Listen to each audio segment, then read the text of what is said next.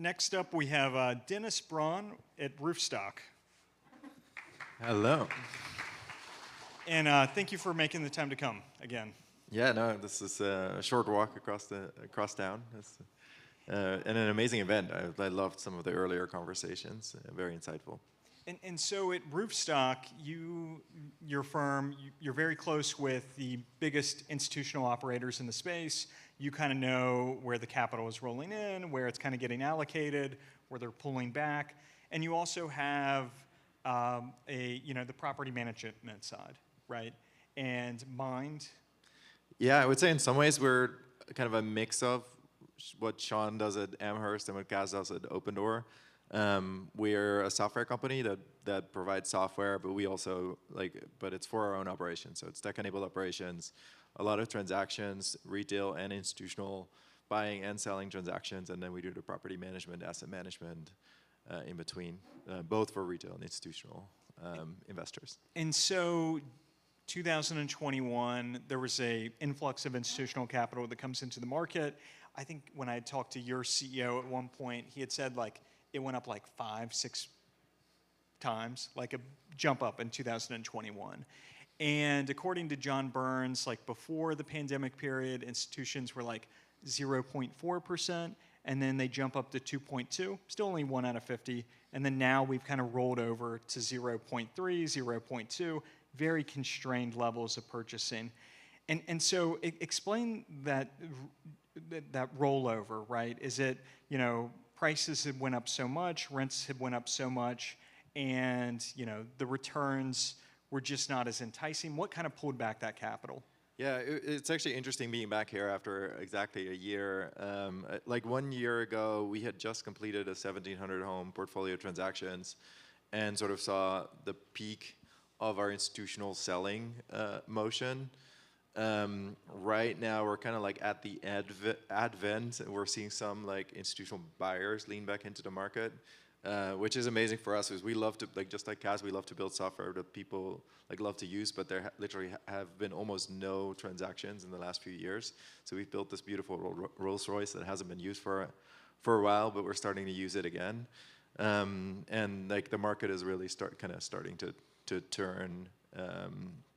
Some investors are leaning back in, especially the ones that were kind of at the tail end of the wave last time and are still a bit underexposed and have I think Sean did a great job at laying out how big the opportunity is for institutional capital in this space. It's still a tiny fraction, and in some ways the way I think about it is very simplistically, if your average rental home yields 4.5% and you get 5.5% on your high yield savings account, it's very attractive to sell when the market is good for sellers and just sit on the cash. Now that has dramatically changed, that calculus over the last 12 months, right? And so last year when you were here, you had said that there were some institutions that, for 2 years had not bought any homes through the MLS. Mm-hmm. You're now starting to see them kind of put their feet back in? Yeah, we're making offers again. It's still early days, and we're kind of running water through the pipes, and still sort of we're still cautious about what might happen in the next couple of years. That is very clear from a couple of other conferences and conversations over the last couple of weeks, that most investors are still very skittish. There's still a lot of fear about tariffs and Fed independence and all kinds of things that might happen. So it's still a very uncertain world, but it's, I would say, it's a somewhat safe bet that someday things will normalize a bit, and they definitely haven't been normal for the last few years. And so recently, you're starting to see a little bit more some of these bigger groups kind of starting to purchase again, and maybe through the MLS as well. What is bringing them back in? Is it the capital appetite for the asset class? Is it the yields? Is it that prices in some of these markets have come down a little bit? Is it long-term rates and yields have come down a little bit? What is kind of creating a little bit of the activity? So I think the appetite for the asset class has only continued to grow. Like, it is now, the asset class is very, very young, but it's performed very well throughout a couple of pretty extreme scenarios. Like it didn't really exist in a financial crisis, but COVID like really pressure tested it, and it's performed like just remarkably well. It's in some ways the most liquid asset class in the world, the largest asset class in the world. The returns perform very favorably, and you have this like multiple avenues to seek liquidity. You can sell vacant on the MLS, you can sell occupied to other investors, or you can kind of just sit on it and enjoy the yield. And that's pretty unique. That it's much harder to sell an apartment building or an office building. It's a much more attractive asset class to invest for 20 or 30 years. Like if you're operating hotels, or like most of the time you're looking at a 7-year horizon. It's very hard to make 30-year investments. And there's a lot of capital out there, especially life insurance, capital pensions that need to invest with that kind of time horizon. And so a few days ago, Invitation Homes on their earnings call said, and so going back a little bit, so 3 months ago, Invitation Homes had said they were starting to see really good deals and discounts from the builders, but they didn't necessarily say they were jumping in. And then a few days ago, they had said, actually, they are buying from the builders, and that they're seeing like 20% off of market value. And I don't necessarily know what markets those are, but I think we can kind of jump to some conclusions. Probably some of these pockets of the Sun Belt that have kind of seen a greater softening, weakening. And so are you seeing more of the institutions kind of go and look at some of these deals from some of the home builders? Is that unsold completed inventory has ticked up? Yeah, I think it's pretty competitive out there. I don't know that I don't know the 20% number. I don't think it's going to last. But yeah, I don't. So there won't be many of those. We're looking at some of those deals, and it's definitely like getting more competitive. And there's a bit of a price discovery process. But it's interesting and good news, I think, for society at large. Like the builders are not going to stop building. They're still profitable. They're more profitable than they've been. And like if you look at their long-term averages, the housing market needs a lot more homes, and it's good to know that there's that floor there and this kind of like outlet to like basically allow the builders to keep like as a building. Shock absorber. Yeah, exactly. And do you know where those markets are? Like where they've gotten some of the bigger discounting from the big builders? I mean, this group specifically is in a very limited number of markets, so it's not hard to kind of assess. We're looking at a much wider set, very similar to what Sean was saying. We operate in 50-ish markets right now, so like some of the one that I love is Oklahoma City. It's what makes our platform unique is 99% of our clients are individual investors, so we're not dependent on institutional capital. And in Oklahoma City, it's a sizable rental market, but it's 99% retail. So it's a great market for us. There's not a lot of institutional competition out there, and there's a lot of markets like that. What are some of the others? Huntsville, Alabama is another one that's like a crowd favorite, but you have to kind of look around. And we're also not really shying away from the oversupplied markets, like the San Antonios, the Austins. Yes, they're oversupplied right now, but if you invest with a 15, 20-year time horizon, and people are not fleeing those markets, they were just like temporarily oversupplied, and they'll be fine. Tampa, I think, is a little bit trickier because you're actually seeing net like out-migration there. But there's still a big short-term rental opportunity, and we just started operating short-term rentals in Tampa and are super excited about that. Tell me a little bit more about that. So it was an interesting process to be involved in the take private of Vacasa. We just started operating a few of those markets, and we're like a shareholder in Casago, the platform that kind of like took Vacasa private. And Tampa is one of those markets. We're very excited about sort of combining short-term and long-term rental markets. We've actually managed some buildings in some of our older sort of SFR markets together with Vacasa, and we have some mixed-use buildings. So we have a little bit of experience there, but I think there's a lot more opportunity for, especially in the kind of smaller multifamily space. And so the U.S., there's 86 million single-family homes, and then there's 16 million single-family rentals. And of the 16 million single-family rentals, 96% are these mom and pops. And so you've recently rolled out a platform that's kind of taking some of your institutional type analytics and data and taking that to a retail audience. Tell us a little bit more about that. Yeah. So it's based on what we call as our Roofstock rental genome. We've mapped every single single-family home. We have sort of pre-existing underwriting.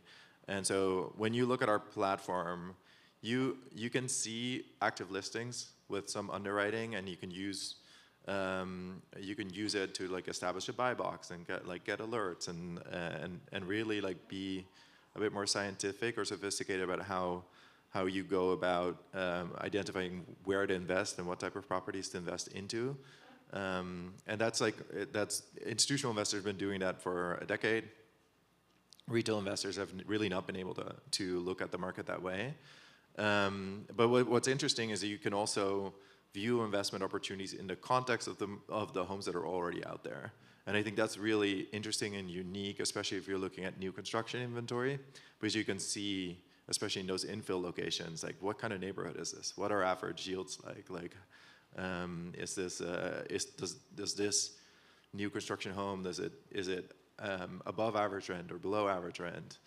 And how does it compare to sort of the resale inventory that's out there? And that's really like kind of like fascinating because the resale inventory really hasn't traded, and it's in some ways like the prices are not really reflective of market realities right now. So I think that's a really powerful feature.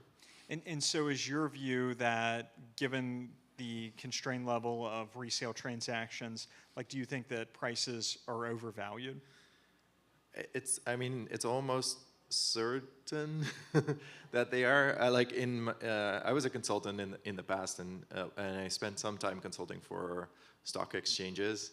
And I always think of the housing market in the last few years as one that's just simply not clearing. Yes, some homes are still transacting under certain conditions, but it's not a market that's clearing and functioning. And prices are remarkably sticky. They don't really correct. So people, especially with 3% mortgages, just have an incentive to sit on their home and not sell at all. So I don't think the price. And so that's why you say overvalued versus like bubble. Yeah, I wouldn't call it a bubble. Because bubble infers it's going to go down. Yeah, overvalued, just like, okay, it can be overvalued, but it can also just nominally go flat for a period of time. Yeah, I asked this question I think yesterday over dinner. Is it a bubble if it doesn't deflate? I think like in my mind, a financial bubble that doesn't deflate you probably can't call it a bubble, at least not definitively. And so what's kind of the reception been by the retail single family mom and pop to your new platform? And what's the platform called? It's on the STESA platform. It's just kind of like the buy tab on the STESA platform. We refer to it as our buy side platform. You guys got to get some some branding. You need a clever name, yeah. Yeah. The reception has been great. We've only launched it like literally a few weeks ago. We've seen a lot of traffic, a lot of interest kind of like from the industry, a lot of builders, but also sort of like the existing ILSs out there, and a lot of usage. And we're still kind of like we're learning and trying to figure out kind of like what are the next features that we should prioritize to build. And looking out 5 years, where do you think some of the best areas of opportunity are in real estate? I mean, I think this new construction opportunity where like prices are a little bit more reflective of the actual market value is interesting, and that's where capital is flocking. But I think it's still true that we're short quite a few million homes, and so the sector hasn't seen the capital inflows that it should be seeing. And when you say capital to builders, like, do you actually think that that is an area of opportunity, like providing capital to builders?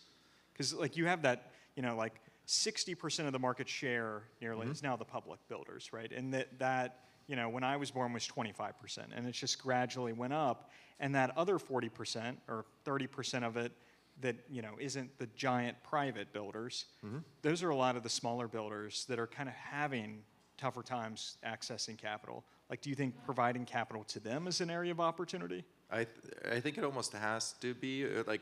I believe the access to the capital markets is kind of like the one thing that sets the builders apart and one of the drivers of this consolidation. I don't believe there's such a big advantage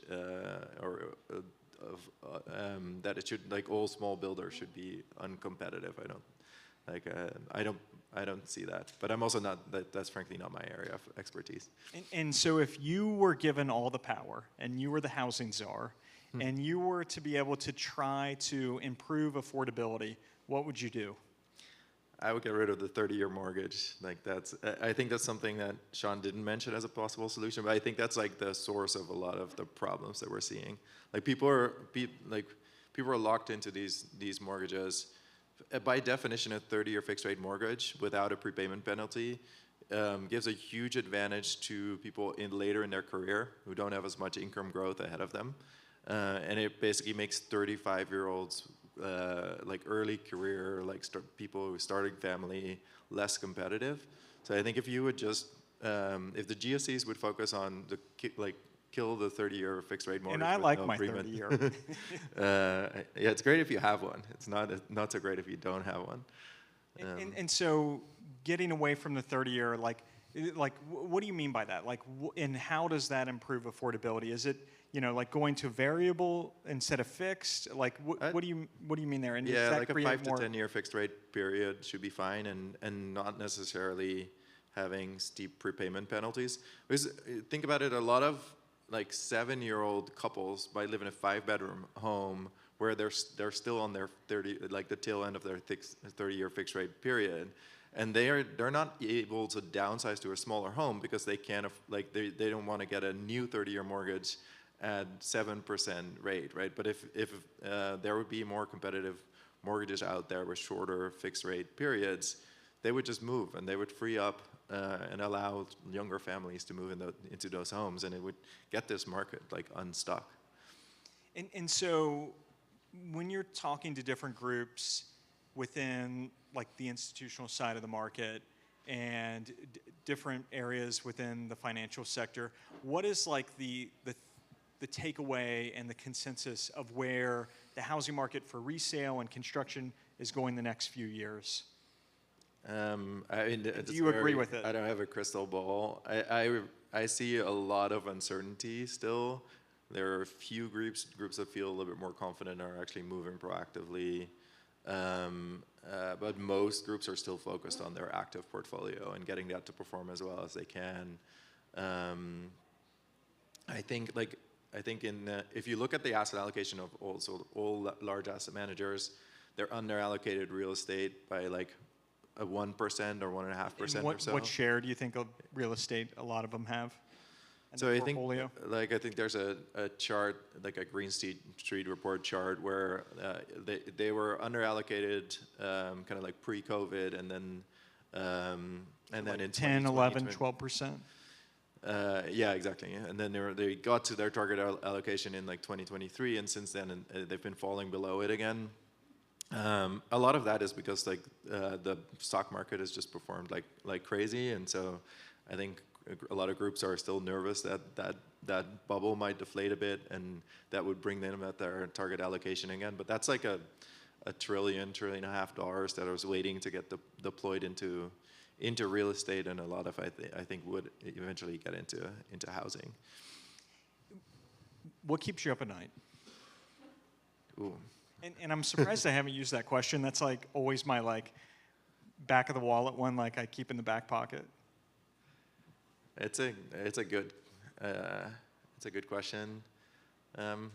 Nothing really. I sleep. So you quite sleep well. great. I sleep great. Yeah. Well, Dennis, I really appreciate it. Thank you so much for coming again this year. Thanks so much.